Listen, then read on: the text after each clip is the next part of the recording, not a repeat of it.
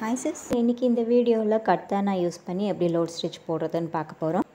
இப்போ இந்த load stitch போடுறதுக்கு நான் சின்ன பீஸ் பைப்பிங் த்ரெட் எடுத்துருக்கேன். நீங்கள் பெருசாக எடுத்துக்கோங்க. இந்த பைப்பிங் த்ரெட்டோட டாப்லேயும் பாட்டம்லேயும் பிசுறு வெளியே தெரியாமல் இருக்கிறதுக்காக நான் ஃபஸ்ட்டு க்ளூ போட்டு ஒட்டி விட்டுட்டேன். அதுக்கப்புறம் நான் எந்த இடத்துல ஸ்டிச் போட போகிறேன்னா அந்த இடத்துல க்ளூ அப்ளை பண்ணி இந்த பைப்பிங் த்ரெட்டை ஃபிக்ஸ் பண்ணிவிட்டேன்.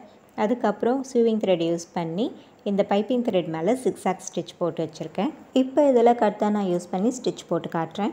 இந்த ஸ்டிச்சுக்கு நான் பீட்ஸுக்கான அயன் நெடில் தான் யூஸ் பண்ணுறேன். அதில் கர்தானாவை லோட் பண்ணிவிட்டு இந்த இடத்துல இருந்து ஸ்டார்ட் பண்ணுறேன். கர்தானாவை ஸ்டிச் பண்ணுறதுக்கு நான் ஸ்விவிங் த்ரெட் எடுக்கல, நரம்பு தான் எடுத்திருக்கேன். ஏன்னா இந்த கர்தானா வந்துட்டு ஷார்ப் எட்ஜஸ் இருக்கும்.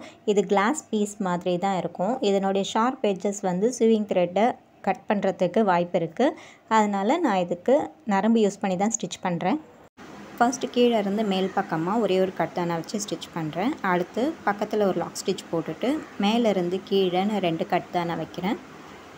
மறுபடியும் இந்த இடத்துல ஸ்டிச் பண்ணி ஒரு லாக் ஸ்டிச் போட்டுட்டு இப்போ மேல் பக்கமாக ஒரு பிளெயினான ஸ்டிச் போட்டுக்கணும்.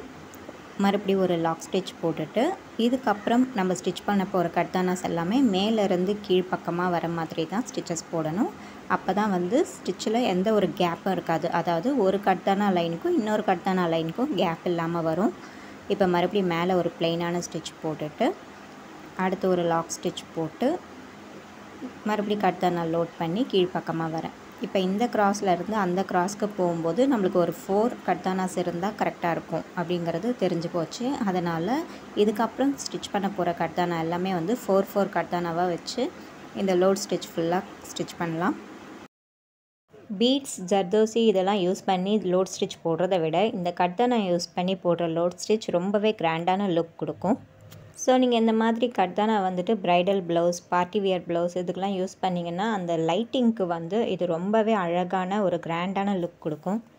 இந்த கர்தானா ஸ்டிச் பண்ணுறதுக்கு நரம்பு யூஸ் பண்ணலாம், அப்படி இல்லைன்னா ஸ்விவிங் த்ரெட் யூஸ் பண்ணலாம். இதுக்கு ஜரி த்ரெட்டோ சில்க் த்ரெட்டோ யூஸ் ஆகாது. இந்த கர்தானா பார்த்திங்கன்னா ஒரு கர்தானா வந்து ஒரு 2 mm சைஸில் இருக்கும். இதை தான் வந்து கர்தானான்னு சொல்லுவாங்க. இதை விட சின்னதாக இருக்கிறத கட் பீட்ஸ் அப்படின்னு சொல்லுவாங்க. இதை விட பெருசாக இருக்கிறத டியூப் பீட்ஸ் அப்படின்னு சொல்லுவாங்க.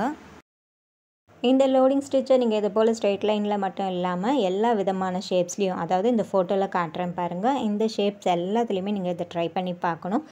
அப்போ தான் எந்தெந்த ஷேப்ஸில் எந்தெந்த இடத்துல கர்தானாவோட கவுண்டிங்கை ஏற்றணும் குறைக்கணும் அப்படிங்கிறத நம்மளுக்கு கற்றுக்க முடியும். ஸோ நீங்கள் எல்லா ஷேப்ஸ்லேயுமே இதை போட்டு ப்ராக்டிஸ் பண்ணணும். இந்த கர்தானாவை இதை போல் நீங்கள் ஸ்டெம் ஸ்டிச்சுக்கு யூஸ் பண்ணலாம், லோடிங் ஸ்டிச்சுக்கு யூஸ் பண்ணலாம், ஃப்ளவரோடைய பெட்டல்ஸ்க்கு யூஸ் பண்ணலாம், கொடி டிசைனுக்கு யூஸ் பண்ணலாம், கொம்பு டிசைனுக்கு யூஸ் பண்ணலாம், நெக் டிசைன்ஸில் ஜிக்ஸாக் ஷேப்பில் கூட இதை யூஸ் பண்ணி ஸ்டிச்சஸ் போடலாம். அது மட்டும் இல்லாமல் இந்த கிளஸ்டர் பீட்ஸ் நெக் டிசைன், அதாவது இந்த பீட்ஸ் எல்லாம் தெளித்து விட்ட மாதிரி ஒரு நெக் டிசைன் பண்ணும்போது இந்த மாதிரி பீட்ஸை கோல்டு கலரில் நீங்கள் யூஸ் பண்ணும்போது அது இன்னும் வந்து கிராண்டான எஃபெக்ட் கொடுக்கும். ஸோ நீங்கள் அந்த மாதிரிலாம் ட்ரை பண்ணி பாருங்கள். இந்த மாதிரி லோட் ஸ்டிச்சுக்கு நீங்கள் சரி த்ரெட்டில் அவுட்லைன் கொடுத்தாலும் அழகாக இருக்கும். அதே மாதிரி இந்த கர்தானாவோட சேம் கலர்லேயே சில்க் த்ரெட் யூஸ் பண்ணி அவுட்லைன் கொடுத்தாலும் நல்லாயிருக்கும்.